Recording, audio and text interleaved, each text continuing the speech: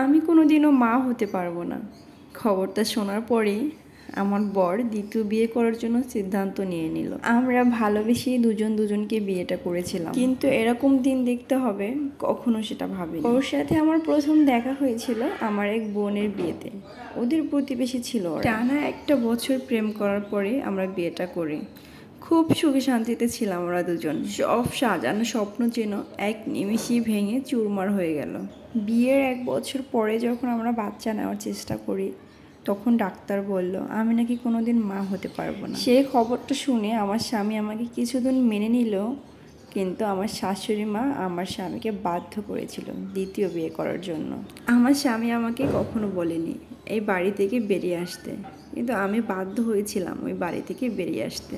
আমার শাশুড়ি মা নাকি নিজের পছন্দ করে ঘরে নতুন বৌমা এনেছে। তারপর আর কি করব, আমার ভাগ্যে লেখা ছিল বলে সবটা মেনে নিলাম।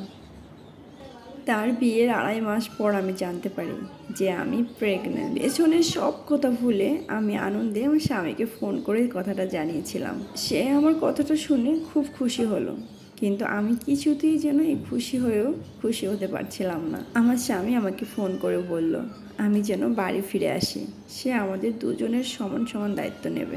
আমি অসহায় হয়েও একটুখানি সুখের আশা করে স্বামীর বাড়িতে ফিরে গিয়েছিলাম। আমার শাশুড়ি মা আমাকে একটা আলাদা ঘর দিল থাকার জন্য। তখন বাড়িতে নতুন বউ এসেছে, তাই সবাই একটু নতুন বউকে নিয়েই খুব ব্যস্ত।